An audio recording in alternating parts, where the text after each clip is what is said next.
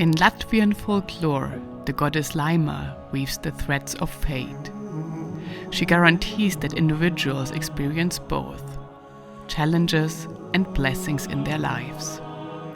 As we embark on this journey through Latvia, we will discover a world where the spirits of the forest dance alongside the rhythms of modern life, and where the essence of a people is forever intertwined with the magic of their homeland.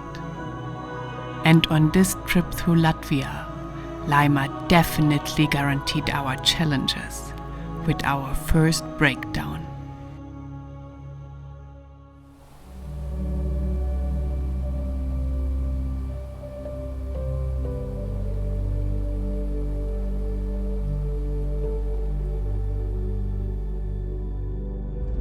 Welcome to Latvia. We're here only a few minutes and we already hit the first gravel road. So it's a very good start to a new adventure in the next Baltic country.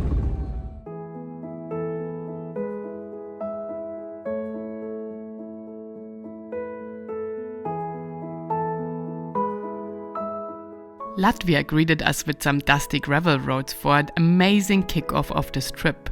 A promise of what was ahead of us. Latvia, I have heard so many good things of. So many people I know have been to Riga and everybody loved it. So expectations are really high, but I have not heard about so many people who went a little bit off the beaten track. I think we're gonna have a fantastic time there. And I also think it will be very interesting to get to know this country that I've never been to. Latvia is a nature lover's paradise, with over 50% of the country covered by forests and more than 12,000 rivers and 3,000 lakes. But don't confuse having a lot of nature with being unmodern. A fun fact about Latvia is that it has one of the fastest internet connections in the world, making it a hub for technology and innovation.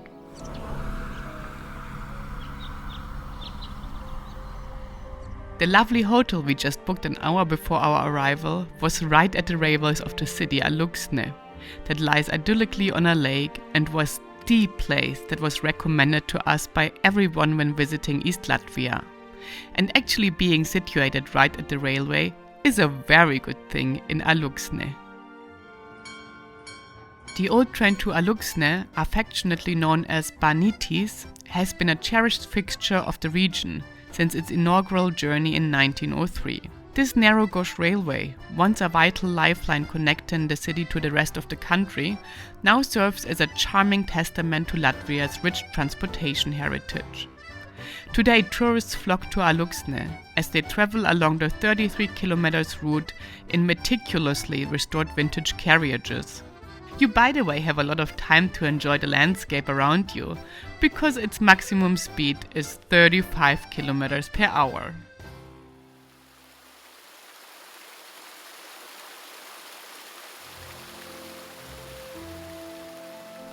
In the heart of Latvia's Vidzeme region, the city of Alūksne was founded in 1284 and has played an important role in the nation's history, serving as a strategic outpost for the Livonian Order and later as a hub for trade and commerce.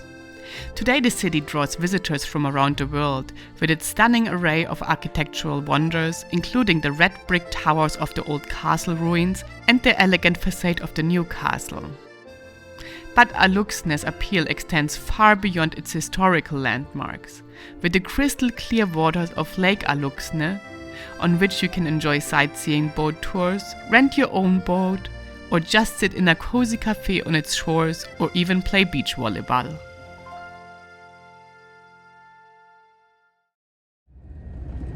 Good morning from Latvia. Our first day here in this country. And we had actually a very long day because we want to visit a lot of places. And the first road that we're taking is actually quite a bumpy drive. Little did we know at that point of time what surprises these very bumpy and washed out routes would have in stock for us. But let's start from the beginning. Let's start with one of the cores of Latvian culture. Amidst the sweeping landscapes and pristine forests of Latvia, a rich tapestry of mythology has long captured the hearts and minds of its people. These ancient tales have been an integral part of Latvian culture for centuries, serving as a mirror for the nation's deepest values and beliefs. From the heroic adventures of the legendary hero Bear Slayer to the bittersweet love story of the goddess of the forests and trees, Mesa Mate, Latvian myths are filled with characters that embody the strength, wisdom, and resilience of the Baltic spirit. As Latvia continues to forge its path in the 21st century, these timeless stories remain a cherished part of its cultural heritage, offering a source of guidance, comfort, and inspiration to generations old and new. Nevertheless, we try to rely on a more modern source of guidance on our way through the remote Latvian forests, which indeed failed us completely. Now the road ends and we're driving into nowhere.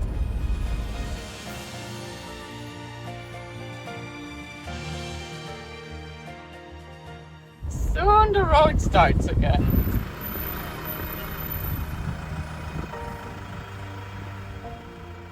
So the road that we just took was a dead end and we have to go back now. Whose fault was it? Not mine. Maybe my navigation fault, but the internet is not really loading the map, so yeah, that's how the adventure goes.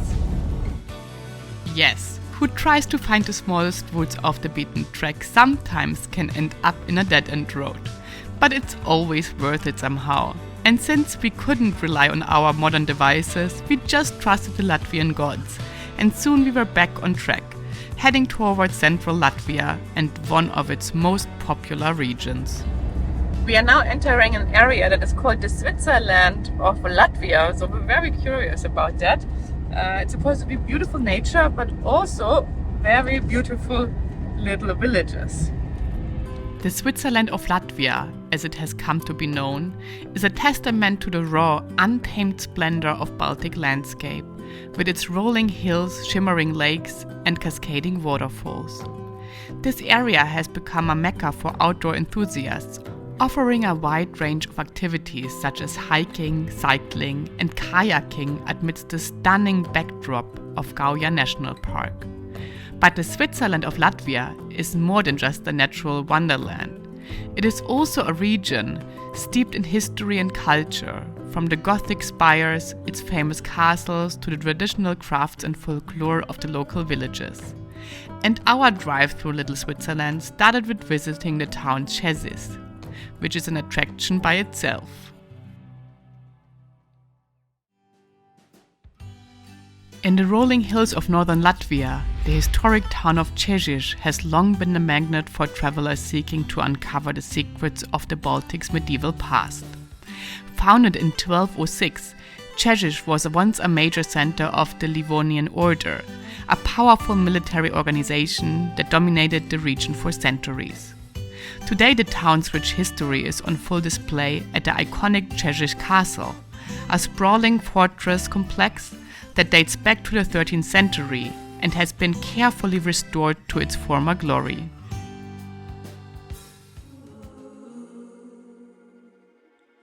Cēsis also has an international renowned concert hall.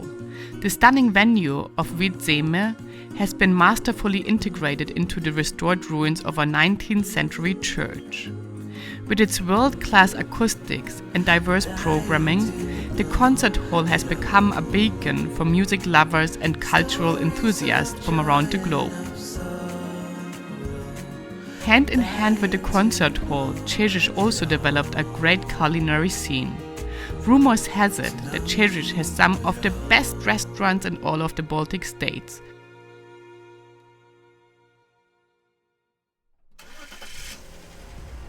We were now off to really explore the heart of Latvia's Switzerland and had planned to stay 2 days in the area. And we were so stoked due to the beautiful landscapes that were surrounding us.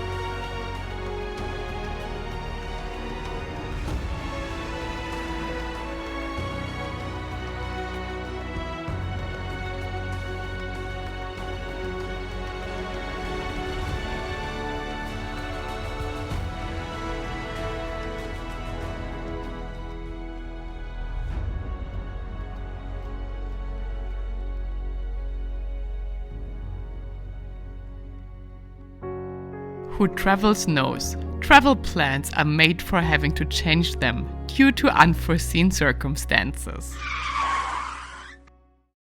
So this is officially the first real issue that we're having with our car, with the Iveco, which is actually part of the original car.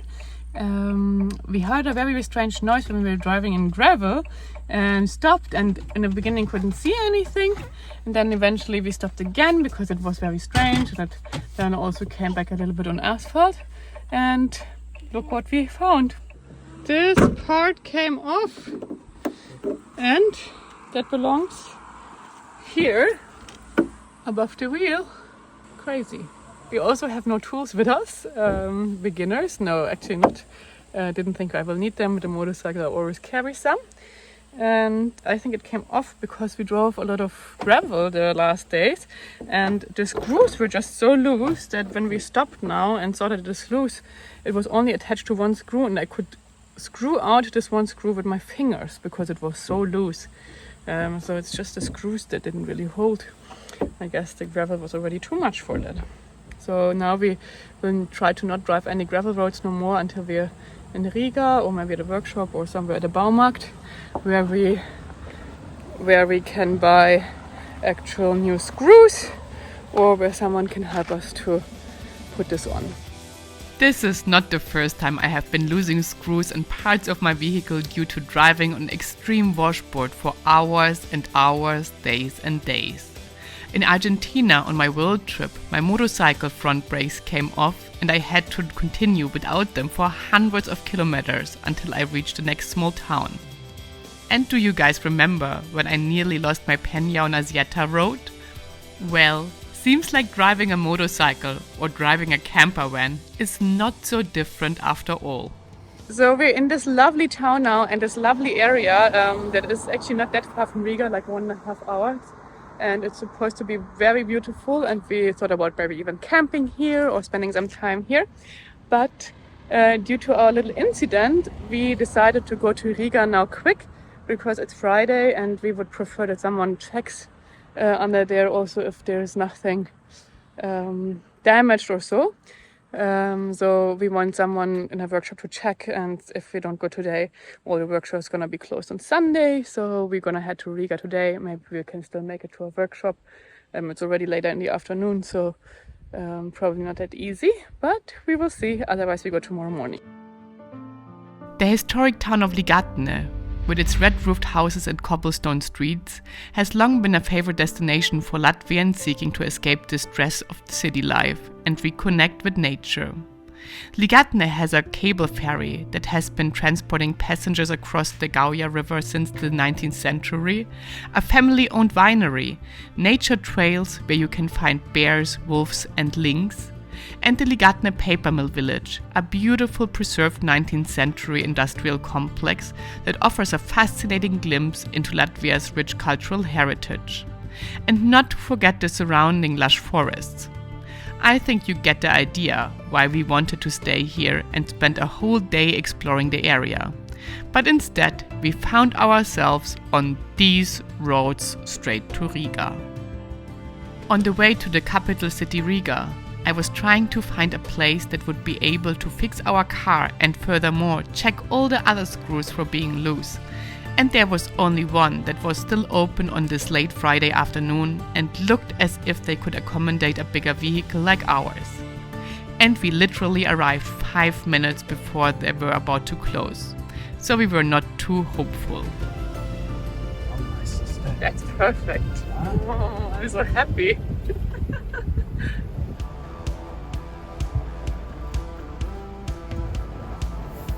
Oh my god. This place was the best thing that had happened to us all day. They were repairing all the firefighter trucks and ambulances of Riga, and our car was fixed and all screws tightened within a few minutes. That's cool, huh? I have never seen the car from down here. It's very cool. I'm a little bit happy that we managed our first little breakdown. That was not a proper breakdown. It's a new car. We're just getting into it. We basically have no clue about that vehicle. And it's fantastic because we all have to relearn basically from the scratch. And I guess this was one of the first parts of relearning. We fixed it with the help of the workshop. I think we could have also fixed it alone if we would have had the screws. But also, you get every time something happens to your car, you get a little more insights. Thank you for working overtime on a Friday evening to get us going again.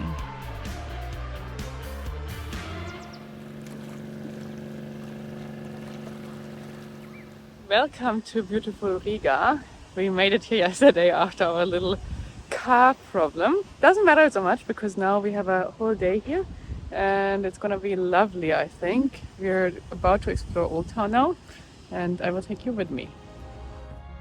At the heart of Latvia's vibrant capital lies Riga's Old Town, which is a UNESCO World Heritage Site. This historic district, with its winding cobblestone streets, colorful medieval buildings, and soaring church spires, was founded in 1201, and Riga quickly grew into a major center of trade and commerce.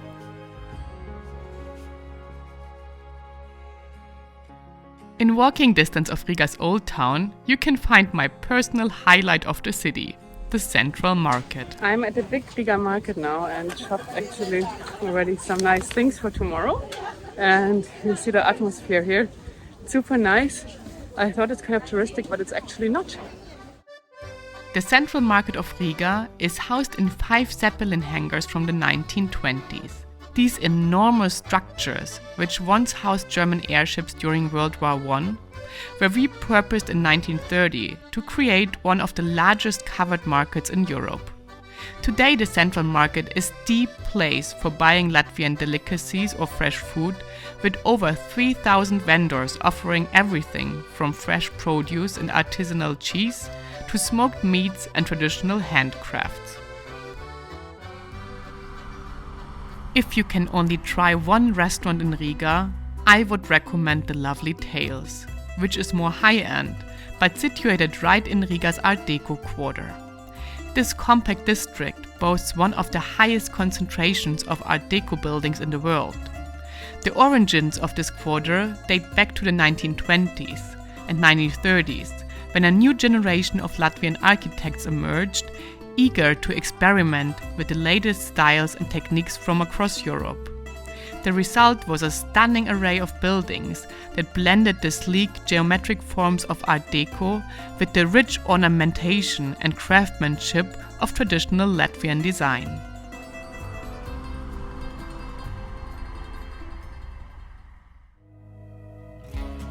The further north you travel in Europe, the less you might think about a beach vacation.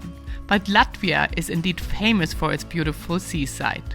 So we were on our way to Jomala, Latvia's most famous beach resort, only 30 minutes from Riga.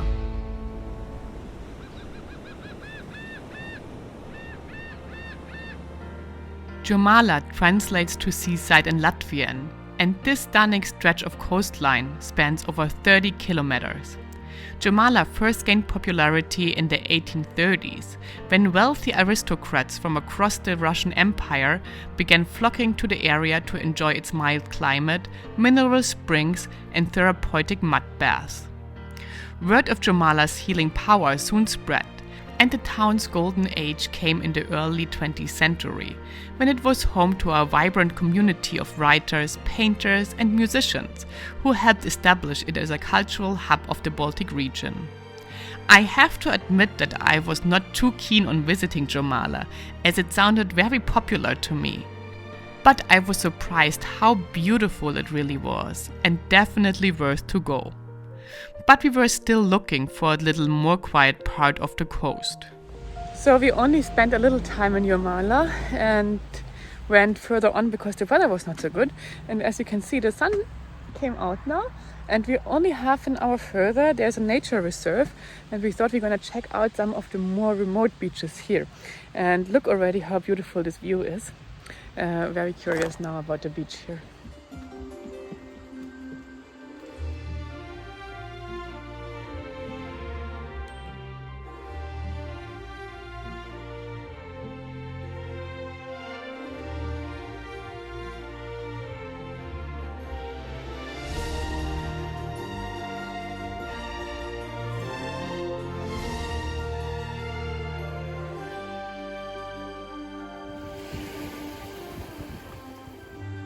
And most funny thing, what feels like the middle of nature, there is like a coffee vending machine.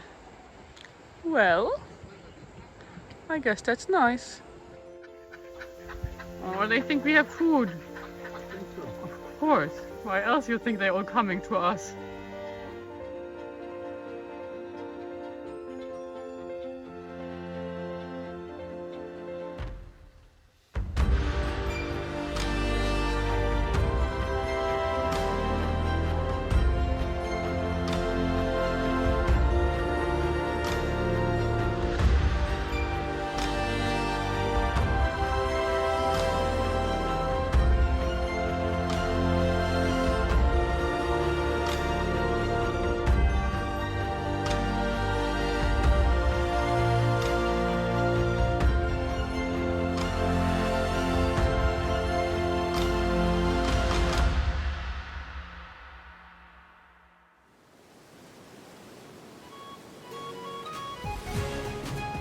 When I had planned our route through Latvia, for me there were roughly 3 areas I wanted to go to.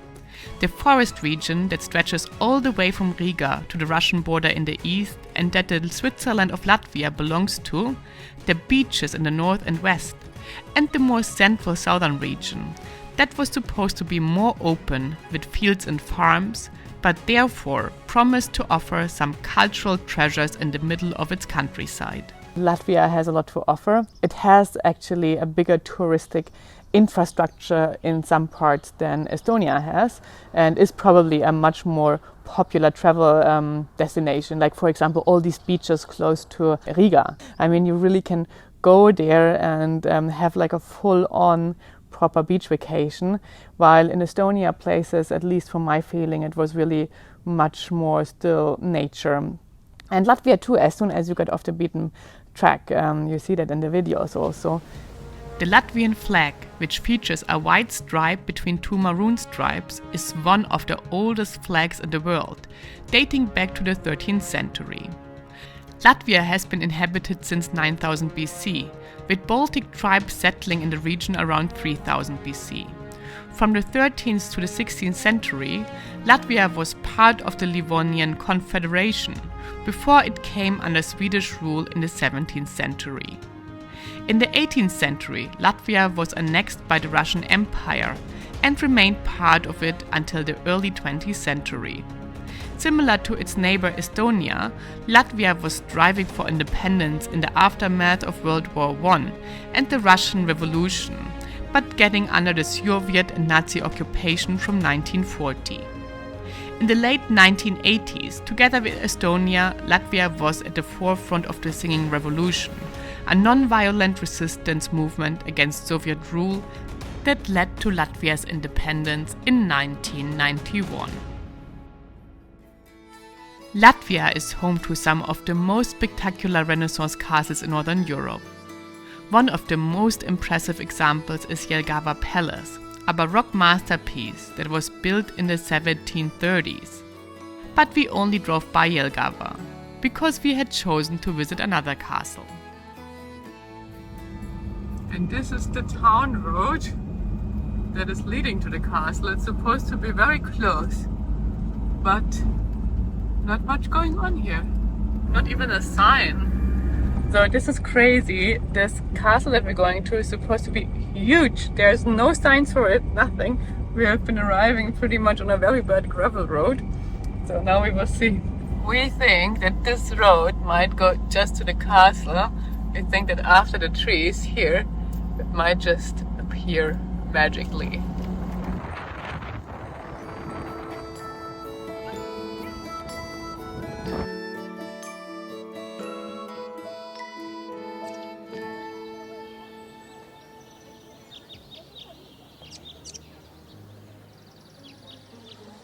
Rundale Palace is a Baroque masterpiece which was built in the 18th century as a summer residence for the Dukes of Courland, and is widely regarded as one of the finest examples of its kind in Northern Europe.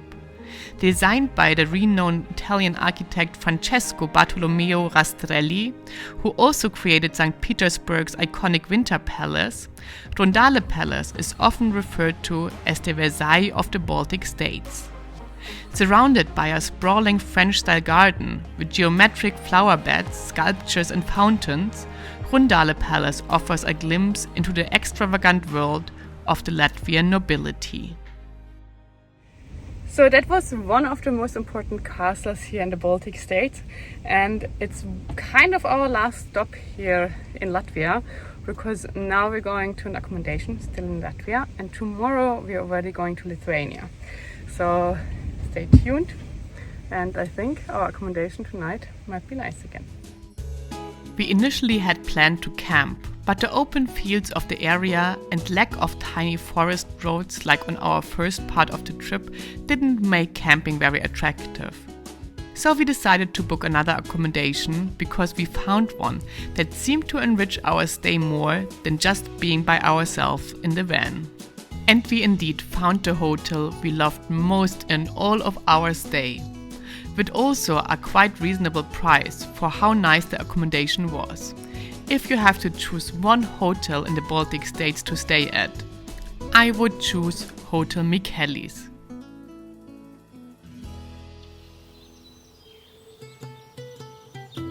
Hotel Michaelis occupies a beautiful restored 19th century house and is the perfect place to indulge in nature with a creek flowing right by your accommodation.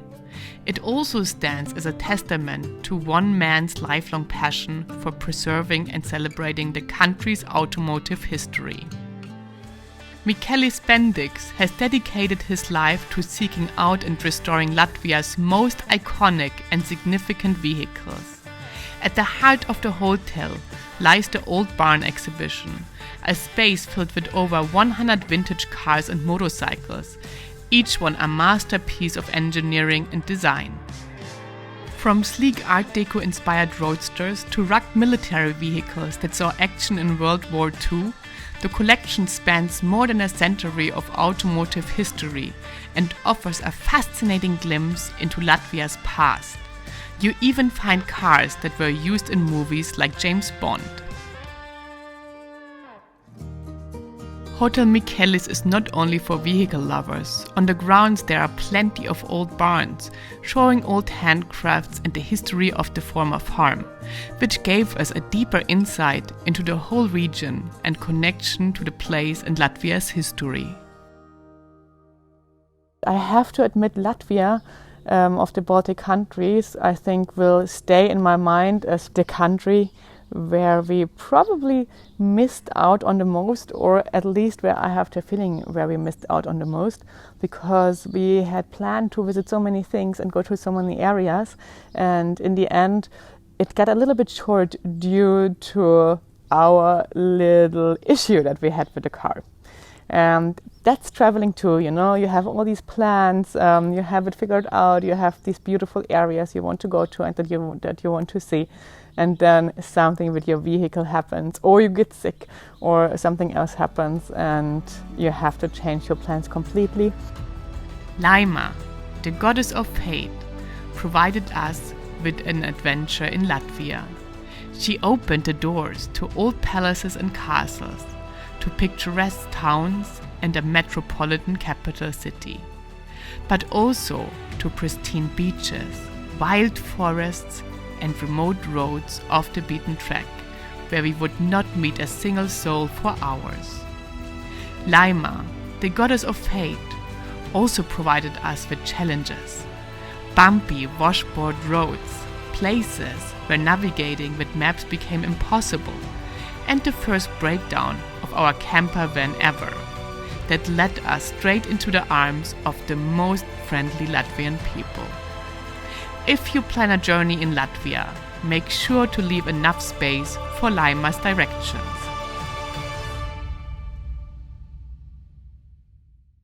And now it's already time to say goodbye Latvia and hello Lithuania.